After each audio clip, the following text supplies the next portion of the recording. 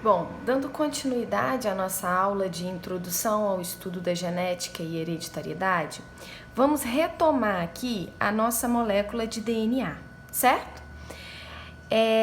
A molécula de DNA, né, como eu já falei, responsável por codificar as características genéticas, né, que você herdou dos seus pais e que você vai passar para os seus descendentes, ela é formada, na verdade, por vários genes. Genes são pedaços de DNA responsáveis por condicionar uma determinada característica. Então, por exemplo, esse gene aqui, ele é responsável por determinar a sua estatura. Esse aqui é responsável por condicionar a pigmentação da sua pele, a quantidade de melanina que você produz. Esse aqui é responsável por condicionar a textura do seu cabelo. Esse aqui é responsável por determinar a sua propensão a desenvolver diabetes quando você tiver 40 anos, certo? Então, assim, a melhor maneira da gente entender a diferença entre gene e alelo é por meio de exemplos, porque o gene é um pedaço de DNA, um fragmento de DNA que condiciona uma determinada característica. Os alelos são as formas como essa característica podem se manifestar. Então, olha como na forma de exemplo é mais fácil da gente entender. O gene é estatura. Os alelos são alto, baixo, média estatura. Deu para entender? Como se fosse assim, o gene é textura do cabelo. Os alelos são crespo, liso, encaracolado, cacheado, ok?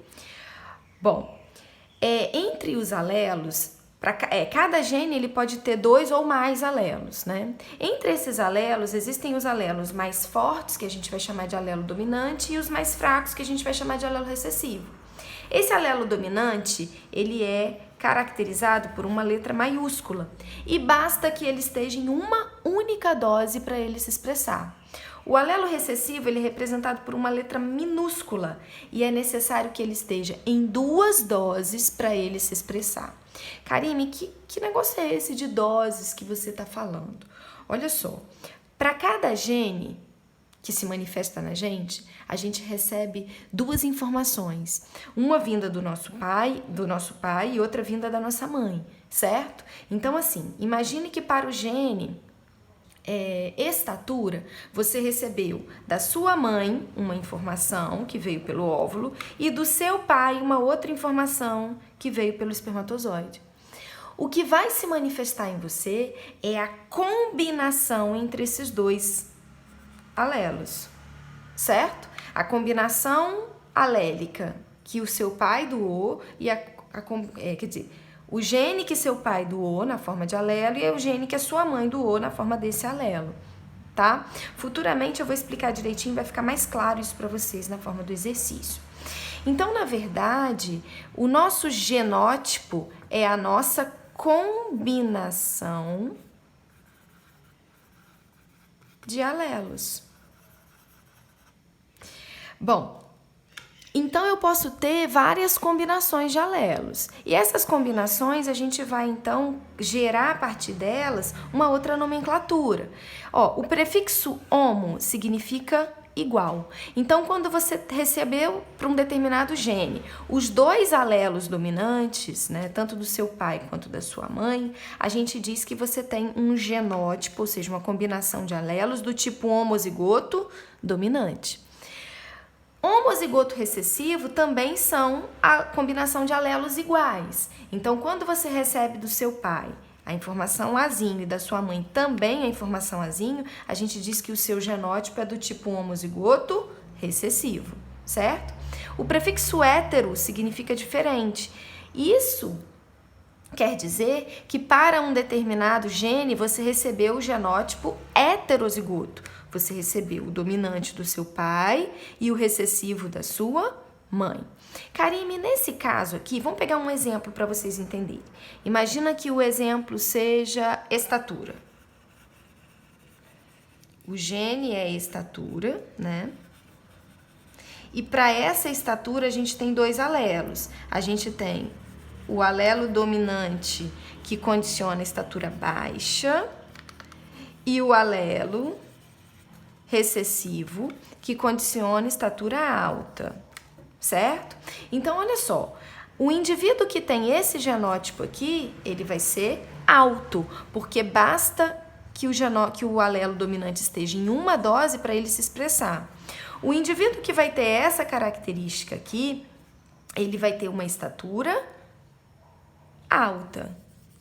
Por quê? Porque ele tem o recessivo em 2 doses, e o recessivo em 2 doses é o que ele se manifesta. Agora, Karime, eu tenho um indivíduo com esse genótipo aqui. O lado direito dele vai ser alto e o lado esquerdo vai ser baixo? Não. O que acontece é uma combinação de alelos. Então, lembra que eu falei para vocês que o alelo dominante, basta que ele esteja em uma dose para ele se expressar? Então, esse indivíduo aqui, heterozigoto, ele vai ter a mesma aparência do daqui de cima. Ele também vai ser um indivíduo com estatura baixa. A diferença é que esse indivíduo aqui dificilmente ele vai ter um descendente alto.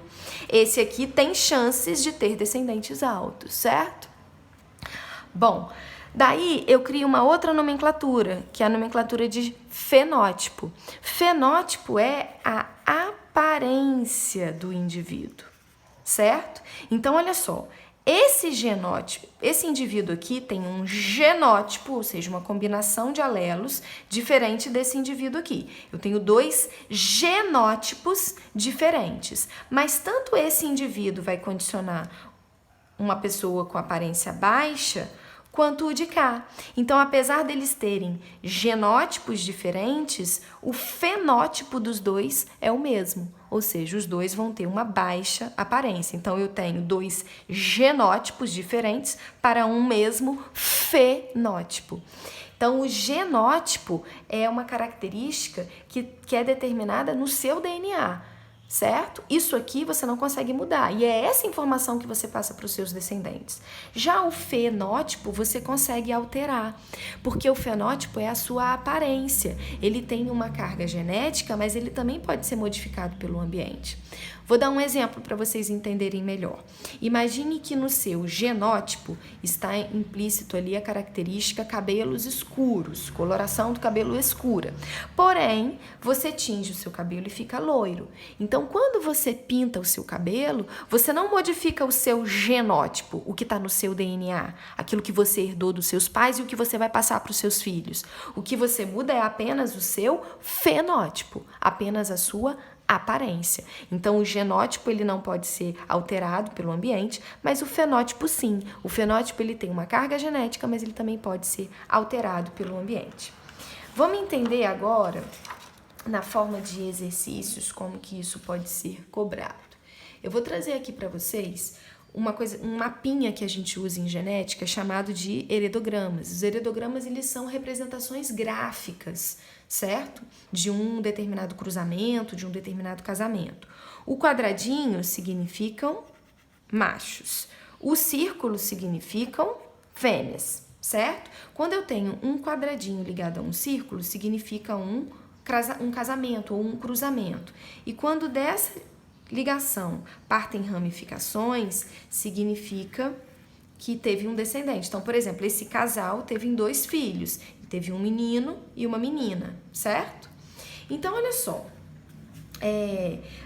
vou explicar para vocês como que isso pode aparecer na forma de exercício. Imagine que para o gene cor da semente de ervilha, eu tenho as sementes de cores verdes, que é o alelo dominante, e eu tenho sementes de cores amarelas, certo? E aqui eu tenho, uma planta com semente verde sendo cruzada com outra planta de semente verde. Eu tenho 2 ervilhas aqui heterozigotas. Karime, como é que eu faço para representar o cruzamento entre esses indivíduos? Eu vou fazer o que a gente chama de quadro de Punnett, que ele é tipo um joguinho da velha, só que você não usa o primeiro quadrante, tá? Aqui na vertical você vai colocar os alelos do primeiro indivíduo e aqui na horizontal os alelos do segundo indivíduo, certo? E aí você vai começar a juntar essas informações. Imagina que essa aqui seja a planta fêmea. Ela está doando oosferas, né, que são os óvulos vegetais. E aqui a planta macho que está doando esses pólens. Imagina que essa oosfera seja fecundada por esse pólen. Então, você vai ter uma planta desse jeito. essa oosfera sendo fecundada por esse pólen. Quando você tiver uma característica dominante, ela sempre vem na frente, tá? Essa oosfera por esse pólen. E essa oosfera por esse pólen. Resultado, você vai ter 25% ou 1 de cada 4 indivíduos com essa característica aqui, ó, homozigoto dominante. 50% ou 2/4 de indivíduos com essa característica. E 25% ou 1 de cada 4 indivíduos com essa característica.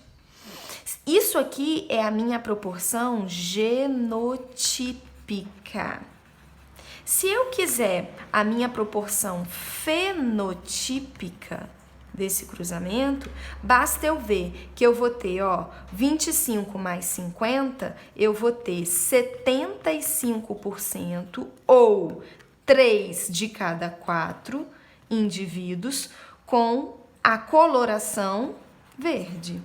E 25% ou 1/4 dos indivíduos com a coloração amarela, certo?